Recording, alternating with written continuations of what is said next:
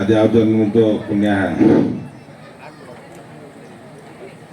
ಈ ದಿನ ಇಂಥ ಭವ್ಯವಾದ ದೇವಸ್ಥಾನದಲ್ಲಿ ಈ ಭಾಗದ ಗುರುಗಳು ಹೇಳ್ತಾ ಇದ್ರು, ಈ ನಗರದ ದೇವಮೂಲೆ ಅಂತ.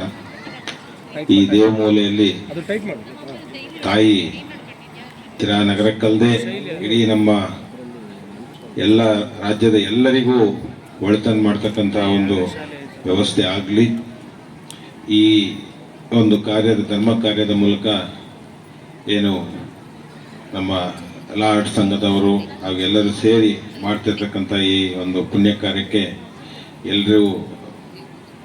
ಎಲ್ಲರಿಂದನೂ ಎಲ್ಲ ಭಕ್ತ ಮಹಾಶಯರ ಪರವಾಗಿ, ಎಲ್ಲ ಭಕ್ತರ ಪರವಾಗಿ 1.5 ತಿಂಗಳ ಮುಂಚೆ ಬಂದಾಗ ಈ ಜಾಗ ಹೆಂಗಿತ್ತು, ಹೆಂಗ್ ಮಾಡ್ಬೇಕಾಯ್ತು, ಇಲ್ಲಿ ಸ್ಟೇಜ್ ಹಾಕ್ಬೇಕು, ಅಲ್ಲಿ ಅಡಿಗೆ ಮನೆ ಮಾಡಬೇಕು, ಇನ್ನು ರೂಫ್ ಆಗಿರಲಿಲ್ಲ ದೇವಸ್ಥಾನದ್ದು. 1.5 ತಿಂಗಳಲ್ಲಿ ಆ ಟ್ರಾನ್ಸ್ಫಾರ್ಮೇಶನ್ ನಾನು ಹೇಳ್ತಾ ಇದ್ದೆ.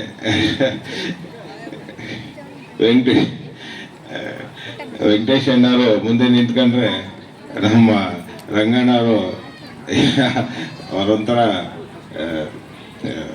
ಕೆಲಸದಲ್ಲಿ ರಾಕ್ಷಸ ಇದ್ದಂಗೆ ಅಂತ ಹೇಳ್ತಾ ಇದ್ರು. ಇದಾಗಬೇಕು ಅಂದ್ರೆ ಅದು ಆಗಬೇಕು. ನಾಳೆ ಇಲ್ಲಿ ಬೆಟ್ಟ ಕಡಿಬೇಕು, ಇಲ್ಲಿ ಬೆಟ್ಟ ಇರಬಾರ್ದು ಅಂದ್ರೆ ನಾಡಿದ್ದಿರಲ್ಲ. ಆ ಥರ ಒಂಥರ ಭಸ್ಮಾಸುರ ಹಿಂಗಿಟ್ರೆ ಅಥವಾ ಹಿಂಗಿಟ್ರೆ ಮುಗಿದೋಗ್ಬಿಡ್ಬೇಕದು. ಅದಕ್ಕೆ ಒಂದ್ಸತಿ ಅದು ತಲೆಗೆ ಬಂದ್ರೆ ಅದು ಆಗ್ಬಿಡ್ಬೇಕು. ಆ ಕ್ಷಣದಲ್ಲಿ ದಿನ ಬೆಳಿಗ್ಗೆ ಸಾಯಂಕಾಲ ಅದೆಷ್ಟರಾಗ್ಲಿ ಏನಾರಾಗ್ಲಿ ಆಗ್ಬಿಡ್ಬೇಕು. ಇಂಥ ಒಂದು ಸಂಕಲ್ಪ ಏನಿದೆ, ಆ ಸಂಕಲ್ಪದೊಂದಿಗೆ ಒಂಥರ ಹಠಕ್ಕೆ ಬಿದ್ದವ್ರಂಗೆ 1 ವರ್ಷ. ಈಗ ತಾನೇ ಹೇಳ್ತಾರೆ ವೆಂಕಟೇಶಣ್ಣ, ಬೆಳಿಗ್ಗೆ ಫಸ್ಟ್ ಕಲ್ಲು ತಂದಿದ್ದು ಜನವರಿ 2021,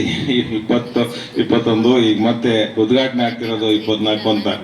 1 ವರ್ಷದಲ್ಲಿ ಇದೊಂದು ಈ ಜಾಗನ ಪೂರ್ತಿ ಕಂಪ್ಲೀಟ್ ಟ್ರಾನ್ಸ್ಫಾರ್ಮೇಶನ್ ಮಾಡಿಬಿಟ್ಟು ಒಂದು ಅದ್ಭುತವನ್ನೇ ಸೃಷ್ಟಿಸಿದ್ದಾರೆ. ಕೊರೋನಾ ಅಂದ್ರೆ ಎಲ್ಲ ಭಯ ಪಡುವಂತ ಸಂದರ್ಭದಲ್ಲೂ ಸಹ 1 ದಿವಸಕ್ಕೂ ಅವ್ರು ಬಿಡಲಿಲ್ಲ. ಅವತ್ತು ಸಹ ಅವರು ನಿಜವಾಗ ಮಾಡಿರೋ ಸೇವೆ. ಇವತ್ತು ಜನ ಕುಮಾರ್ ಹಾಸ್ಪಿಟ್ಲು ಶ್ರೀಧರ್ ಡಾಕ್ಟರ್ ಅಂದ್ರೆ ಅವ್ರು ದೇವ್ರು ಬಿಡಪ್ಪ ಅಂತ ಆ ಒಂದು ಹೆಸರನ್ನ ಗಳಿಸಿದ್ದಾರೆ. ಇನ್ನು ಅವ್ರಿಗೆ ಭಗವಂತ ಇನ್ನು ಹೆಚ್ಚಿನ ಆರೋಗ್ಯ ಆಯುಷ್ ಕೊಟ್ಟು, ಇನ್ನು ಹೆಚ್ಚಿನ ಕೀರ್ತಿ ಕೊಟ್ಟು, ಇನ್ನು ಹೆಚ್ಚಿನ ಸೇವೆ ಮಾಡುವಂತ ಭಾಗ್ಯ ಕೊಡ್ಲಿ ಅಂತ ಭಗವಂತ ಬೇಡ್ಕೊಂಡು ಪರವಾಗಿ ಹಾಗೂ ಡಾಕ್ಟರ್ ಗೋಪಾಲಕೃಷ್ಣ ಶರ್ಮಾ ಅವರ ಆಶೀರ್ವಚನ ಹಾಗೆ ಆಶೀರ್ವಾದ ಲಭಿಸ್ತಾ ಇದೆ. ಕಾರ್ಯಕ್ರಮಕ್ಕೆ ಆಗಮಿಸಿದ್ದಕ್ಕಾಗಿ ತುಂಬು ಹೃದಯದ ಧನ್ಯವಾದಗಳು. Okay sir.